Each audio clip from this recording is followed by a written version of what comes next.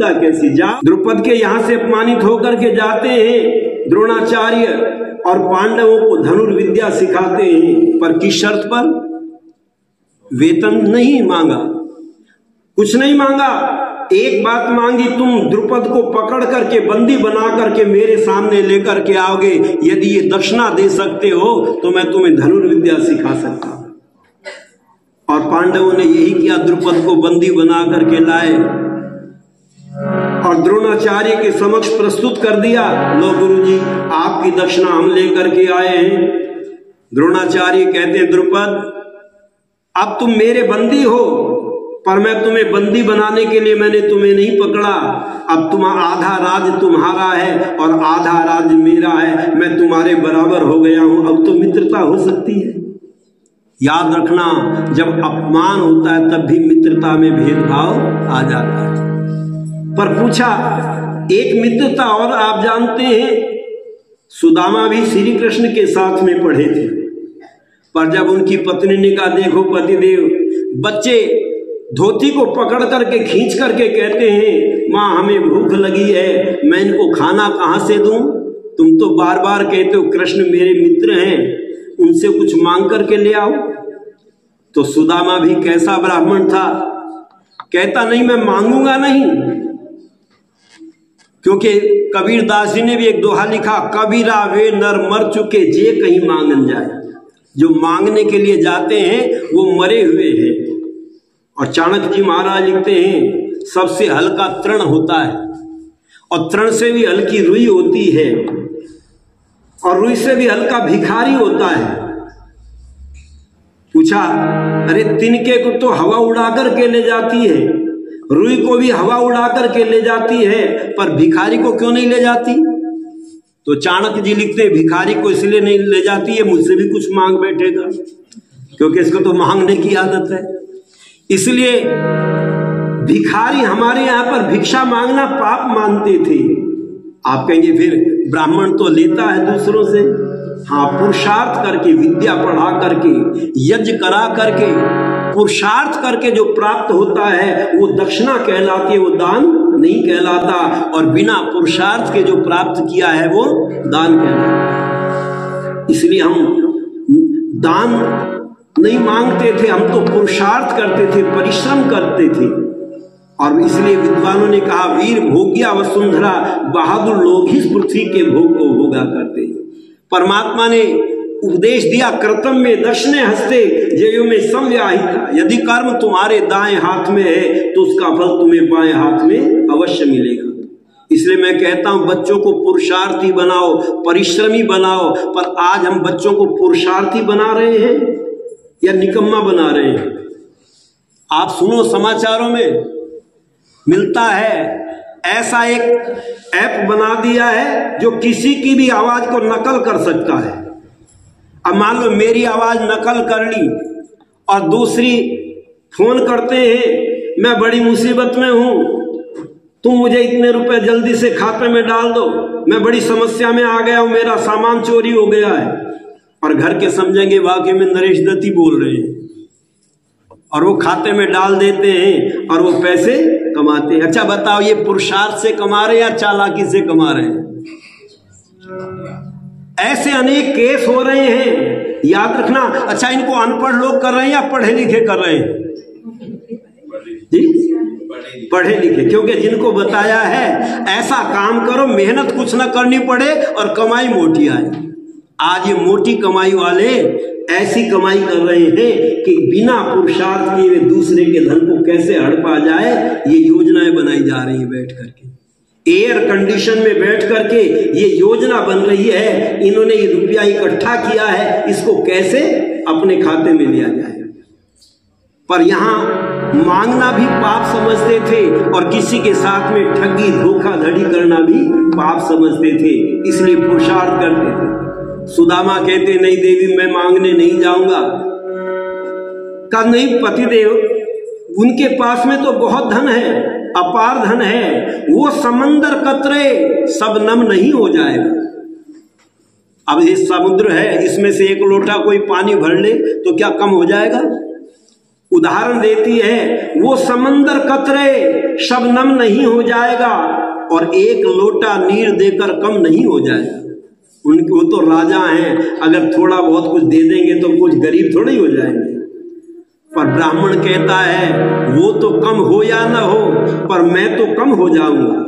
आबरू घट जाएगी जब सर से कम हो जाऊंगा, मेरी इज्जत चली जाएगी अगर मैं जा करके गर्दन झुकाऊंगा। एक समय वो था, मैं उसको पढ़ाता था, उसको पाठ याद नहीं होता था, मैं उसको याद कराता था, मुझे बड़ा मानता था, लेकिन आज मैं छोटा बन करके जाऊं ये अच्छा नहीं, इसलिए मैं नहीं जाऊंगा। पर कहा अच्छा एक काम करो, मांगना मत, पर कम से कम अपने मित्र की कुशलता तो ले आओ, कुशल क्षेम तो पूछ लो उनसे जाकर के, बहुत दिनों से मिले नहीं हो कि हाँ देवी ये तो हो सकता है। और कुशल क्षेम पूछने के लिए गए, का देवी कुछ ना कुछ लेकर के जाते, जब मित्र के यहाँ जाते हैं तो मैं क्या लेकर के जाऊं, खाली हाथ जाऊं तो अच्छा नहीं लगेगा। तो कहा मैं चावल ला करके देती हूँ, थोड़ी सी चावल ला करके दी। सुदामा जाते मित्र के पास में और श्री कृष्ण के पास में जा करके जो ही आवाज लगाई तो पता चला सुदामा आए हुए हैं। अंदर ले गए, अपने मित्र की दशा को देखा, नजर ने नजर से मुलाकात कर ली, जुबान तो न बोली मगर बात कर ली, क्योंकि साइन बोर्ड को देख करके दुकान का पता चल जाता दुकान में क्या माल भरा हुआ है।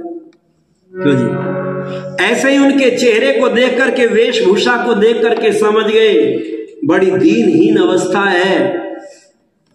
कहते मित्र ठहरो, बहुत दिनों के बाद में आए हो, अभी नहीं जाने दूंगा, और अपने जैसा भवन बनवा दी। तो जब कहते हैं मित्र अच्छा जाना चाहते हो तो जाओ, कोई बात नहीं, पर फिर आना लौट करके। सुदामा ने सोचा ये तो कह रहे थे कि कुछ न कुछ देंगे दशा को देख करके, पर ये मित्र तो बड़ा निष्ठुर निकला। पर जब अपने घर पर जाते हैं तो घर ही हाथ नहीं लगा, जहां झोपड़ी पड़ी हुई थी वहां महल खड़ा हुआ है। कहने लगे मेरे जाते ही लोगों ने मेरी जमीन पर भी कब्जा कर लिया, पत्नी भी पता नहीं कहाँ है। पर आवाज आई पतिदेव यहीं आओ, इधर यही अपना घर है। कहिए हमारा घर कहाँ से? कहते श्री कृष्ण जी ने बनवा करके दिया। अच्छा बताओ कौन सा मित्र सच्चा है इनमें से? देखो मित्रता तो श्री राम की और सुग्रीव की हुई थी, पर एक मित्र और बना, उसका नाम क्या था? हनुमान। हनुमान सच्चे मित्र बने। अच्छा कोई लालच था हनुमान जी को? कोई लालच नहीं था, और एवर रेडी थे। एवर रेडी हमारे यहाँ एक सेल का नाम है, एवर रेडी, सुना होगा आपने। एवर रेडी का मतलब है हर समय तैयार। बस गर्दन झुकाए श्री राम ने और हाथ जोड़ करके हनुमान खड़े होते थे, बोलो क्या आदेश है। हर समय तैयार रहते थे हनुमान। पर जब लंका पर विजय प्राप्त करके लौटे तो विभीषण ने एक मोतियों की माला दी, और वो मोतियों की माला श्री राम के गले में डाल दी। श्री राम ने उस माला को निकाला और अपनी पत्नी सीता के गले में डाल दी। सीता जी ने उस माला को निकाला, कहा पतिदेव ये माला मैं स्वीकार नहीं करना चाहती, हमें दोनों को मिलाने में जिसने सबसे बड़ा पुरुषार्थ किया है, सबसे बड़ा परिश्रम किया है, उसको ये माला दे। अब सबकी निगाह पहुंची हनुमान जी की तरफ। हनुमान जी ने सबसे बड़ा पुरुषार्थ किया तुम्हें मिलाने में। जो ही हनुमान जी के गले में उस माला को डाला तो हनुमान जी ने उसको निकाला, और निकाल करके उसके दानों को तोड़ तोड़ करके फेंकने लगे। तो एक मुहावरा बन गया, बंदर क्या जाने अदरक का सवाल। मुहावरा दिया गया, ये इसको माला दे दी, इसको पता ही नहीं ये कितनी कीमती माला है, और इसको तोड़ तोड़ करके फेंक रहे हैं। कुछ लोगों ने तो ये अनुमान लगाया अजी इसलिए तोड़ रहे थे कि देखो इसमें राम नाम लिखा या नहीं लिखा, पर इसलिए नहीं तोड़ रहे थे, वो इसलिए तोड़ रहे थे अगर मैंने ये माला स्वीकार कर ली तो लोग कहेंगे हनुमान ने सेवा तो की पर एक माला के लालच में की, मैंने किसी लोभ लालच में सेवा नहीं की, इसलिए माला को तोड़ तोड़ करके फेंकने लगे। ये कौन से भक्त हैं? ये कौन से मित्र हैं? सहज मित्र हैं। इसलिए विद्वान कहते हैं पर एक मित्र और है, उनका नाम क्या है? उनका नाम है कृत्रिम मित्र।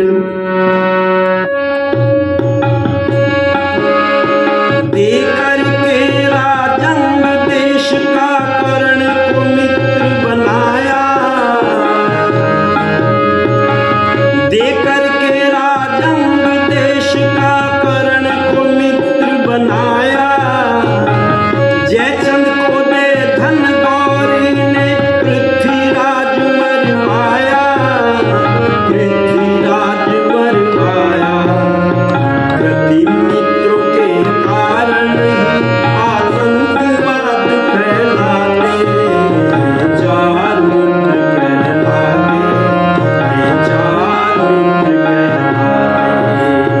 भीष्म पिता में धर्मराज युधिष्ठिर को समझाते, चार मित्र कहलाते, चार मित्र कहलाते।